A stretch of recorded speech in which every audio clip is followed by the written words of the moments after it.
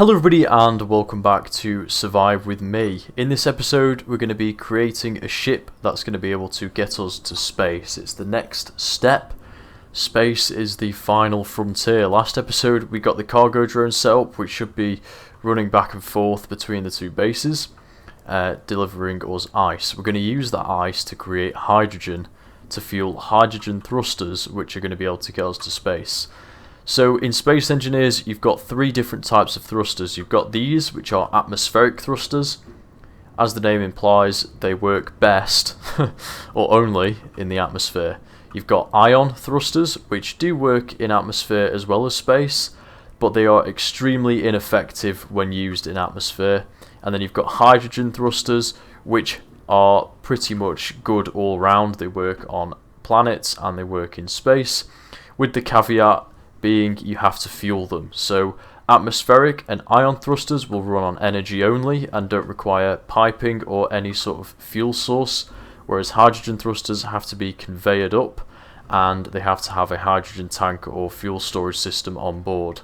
So we're going to create the basic outline for the ship and get it built today. We're going to use the welder wall to create the ship. I would recommend you guys go into creative and make the ship in creative, project it with this, and then use the welders like we did with the drone to build the ship.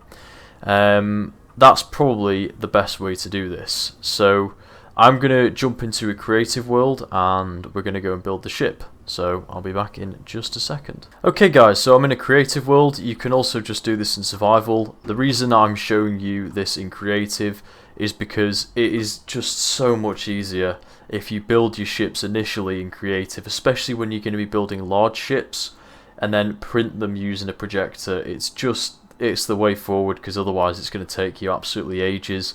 You don't have symmetry mode in survival as well as many other things. So I'm going to show you how to build a basic spaceship. So we're going to start with a medium cargo container, and this is actually going to be facing down. We want to put a bottom facing connector on this because we want to be able to dock to a landing pad. So I'm going to place a medium cargo container, and then if you hold a block, any block, and push up against the medium cargo container, press M, you'll start the symmetry mode setup, sorry. And then if you press M again, you can flick through the different axes. Once you get to the right one, so I'm going to use this one, click, that'll lock in symmetry, and then press N to turn off the display and turn it back on, so you can toggle symmetry on and off with N now that you've set it up for the grid. So you can't do this in survival, so that's why I've gone into the creative world. So we've got a medium cargo container. This thing is just going to basically get us to space. We'll be able to fly around for a little bit, do a few things, and then we'll come back to Earth. So nothing major.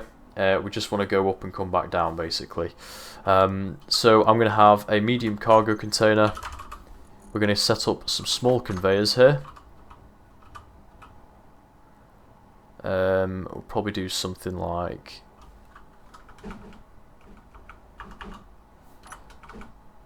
T-junction.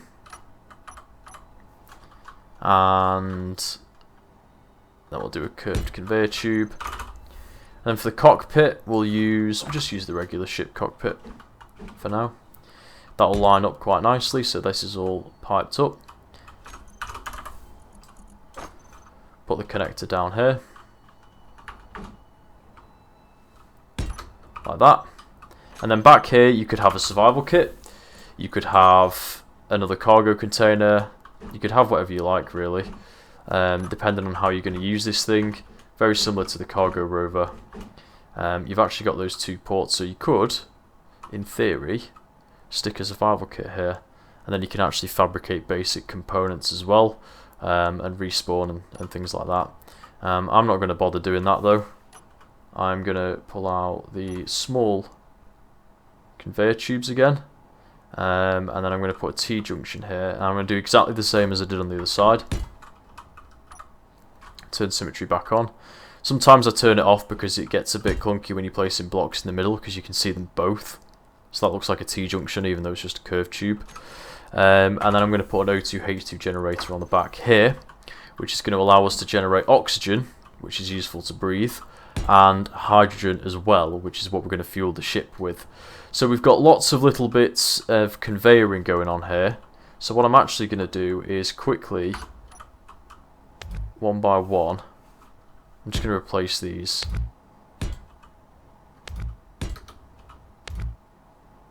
With conveyor junctions. The reason I'm doing that is because, as mentioned, hydrogen thrusters need conveyoring, and these are all actually pretty decent spots to put conveyors on. So next we need to fuel this thing, so we're going to get some hydrogen tanks. You can use the large or small. The large tank has obviously got a lot more storage, it takes up a lot more space, but you probably just need one of those if you're going to go with the large hydrogen tank. You can stick it off the back there, but it doesn't quite look right to my eyes. Or the small one, I recommend at least 4 if you want to comfortably get to space, but it can be a good idea to bring a few more than that. So let's have a think here. Turn symmetry on with N, and then I'm going to put 6 on around the ship like that, and I think that will do a pretty good job of keeping us afloat. And then I'm going to add junctions between all of those blocks as well. Next we need to add the thrusters. So we're going to go with hydrogen thrusters. As mentioned, these work in atmosphere and in space. And I'm going to attach them, making sure that the conveyor system is hooked up to the hydrogen tanks and the O2H2 generator. So we put ice in here. Provided the grid is powered, it will create hydrogen, fill up the hydrogen tanks, and then the thrusters will run off the hydrogen from the tanks. I'm going to put a couple of them at the front there, and then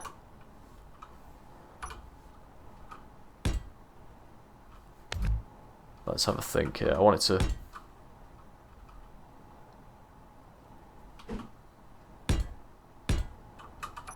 that look a bit cheesy?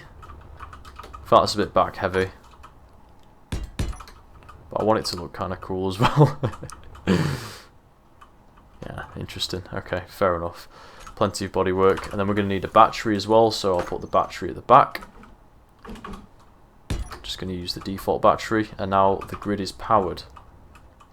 So as you saw when we were making some of the other ships as well, we're also going to need a gyroscope on this thing. I'm going to tuck it away. There will do. We're going to put an antenna on this as well, so that we can communicate and see where the ship is. Looks pretty at home up there to me. And that's about all we need. Now, flying on hydrogen is quite expensive. When you're in a gravity well, you're going to lose a lot of hydrogen very quickly. So we're going to put some atmospheric thrusters on this, because we've got that big battery back there to power them. And these are going to lift us up to the part of the atmosphere where the air gets so thin that the thrusters cut out, and then we're going to kick in the hydrogen thrusters. So basically we're going to use atmospheric thrusters to do most of the heavy lifting for us. The main part you're going to spend fuel on is actually getting off the ground and up to speed. So these are going to give us a kick into the upper atmosphere before we fire up the hydrogen thrusters, which will take us the rest of the journey up to space. So for a craft this size, you're probably going to want 6 small atmospheric thrusters to lift it comfortably. And I'm going to do that probably just in a neat little row like that. If you wanted to make this thing effective for flying around on the surface as well, just add some atmospheric thrust in every direction, and then you can fly around with this with the hydrogen turned off. I'm not going to be using it for just dilly-dallying around though, so I'm going to just stick with these thrusters for now. And then next, you just want to give it some bodywork and make it look decent. So I'm just going to do a bit of basic bodywork here, because I don't want it to look horrendous. I also, in true lunar fashion, forgot the upwards thrust, so I'm just going to pop those there. I've added a bit of bodywork to it, but you get the gist. I'm not going to go too much further with it, I just wanted to make it look a bit better. That is basically a shuttle, and that will take you to space quite comfortably. I'll also publish this on the workshop and leave it in the description. I'm just going to give it a quick paint job. In Creative, if you hold down Shift Control and then press the middle mouse button, you will paint the whole grid. So I'm going to paint all of it blue. And then for me, I like to do systems in grey.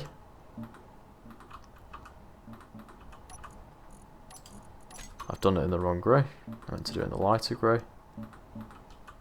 So systems is just any sort of functional blocks I will typically paint. So yeah, thrusters, hydrogen tanks, conveyors, batteries, all of that I will paint grey. And then the bodywork will be blue with an accent of white stripes as well. So I'll get this painted up and then we'll pop back into the survival world. Alright guys, so we're back in the world. We've got the ship ready to go. So we're just going to load up the tug ship. I'm going to place a block just off the end here, just so that we can delete this once the ship is built. And then, similar to what we did with the drone, we're going to find the blueprint for the projector block. So I called it the... oh, where is it? The Rincodon shuttle, because that's apparently the scientific name for a whale shark, and for some reason this thing reminds me of a whale shark. I don't quite know why, but it does for some reason. So then we're going to go into the projector block and again try and get it the right way around, and then we're just going to move it back until we're able to start building this thing.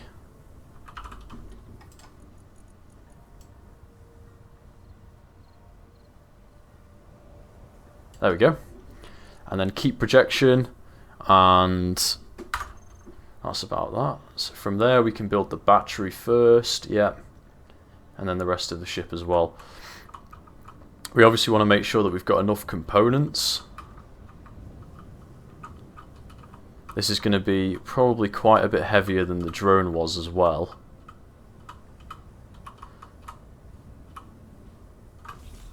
So I'm going to pop the ship there. I've queued up a load of components, but I don't know if we're going to need a few more or what the situation might be, so we'll have to just wait and see. Probably need more of those. I don't honestly know what we're going to need.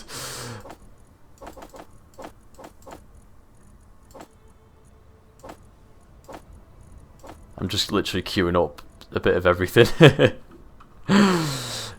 Just in hopes that we've got everything we need to make this drone. I think a small battery's only got 20. Yeah, 20 power cells, so we should be fine on that front. But it's just everything else that I'm a bit concerned about, especially construction components. Atmospheric thrusters take up a lot of motors as well, so make sure you've got loads of motors.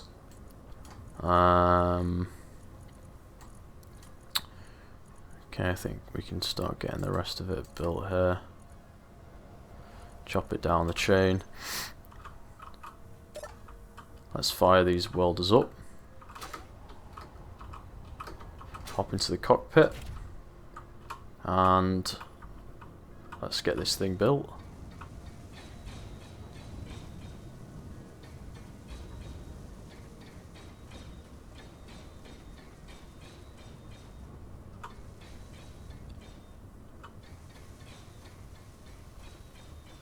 Just taking it super slow here.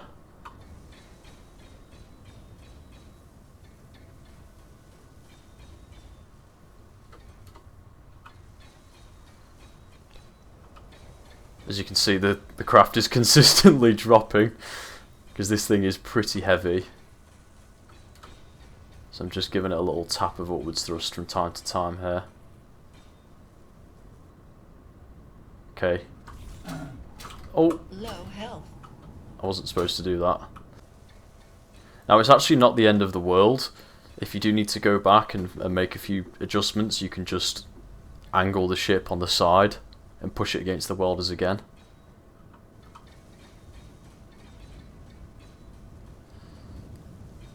Seems like we're definitely missing a few components for those atmospheric thrusters there.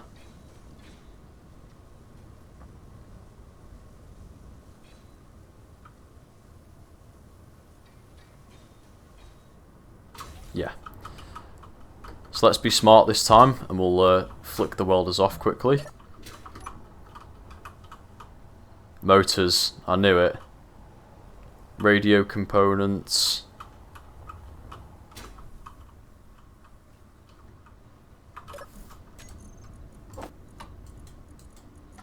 I knew it'd be motors. It's always motors. Looks like we've got a bit of fog coming in as well. Looks like everything else is pretty much built though, which is good. To be fair, this thing was pretty cheap to build anyway. There's not too much going on in there. You can check the control panel for the ship. Yeah, just the thrusters.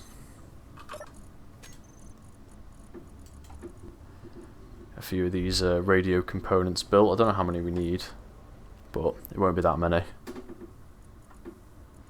And motors just take a very, very long time to build, which is slightly annoying.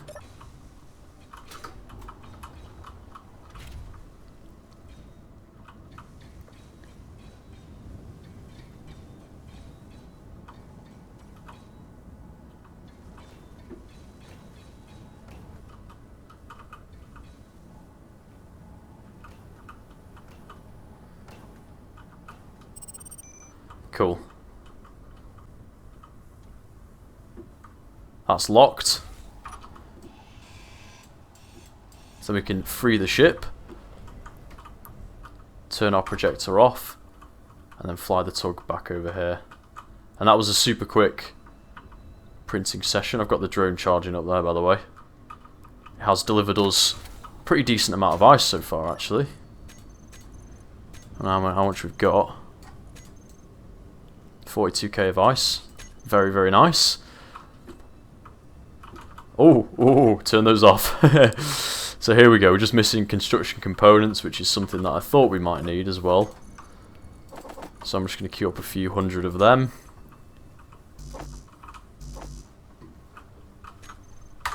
And I think, other than that, we can hop into the cockpit. We can just check. So it's just those two thrusters. Other than that, everything else is hunky-dory. We've got everything we need.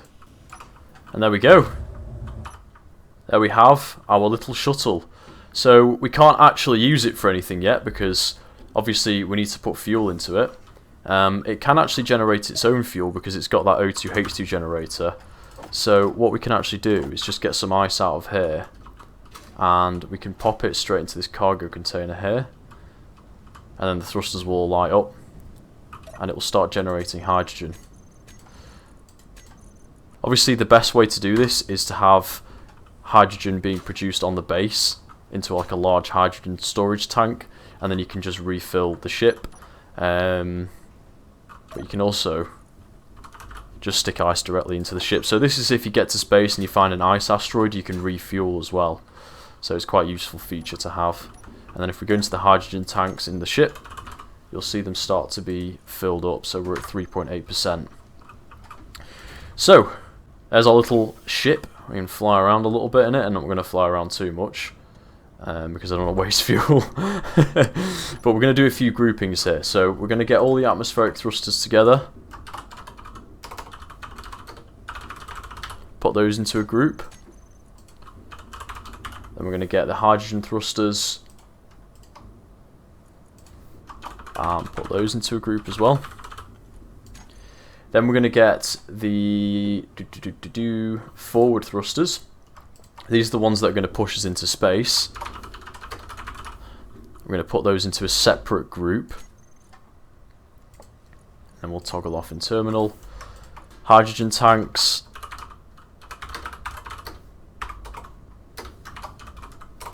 Rincodon, I think is what it's called. Oh, it's actually called the Atmotug. Because obviously we built it connected to the tug there. If we go to the antenna, yeah, Rincodon. Can't remember what I called it. I'm going to get the batteries. Remember, when you're naming the block groups, it could be a good idea to put the ship's name in there as well. Because sometimes if you connect multiple grids together and they have groups which have the same name, if you flip one, it'll flip the other. So if I docked to this base here and flipped the batteries toggle on this ship, another ship like the tug might have a batteries group as well, and then it will flip those to the opposite state, which we don't want. And it gets very, very confusing.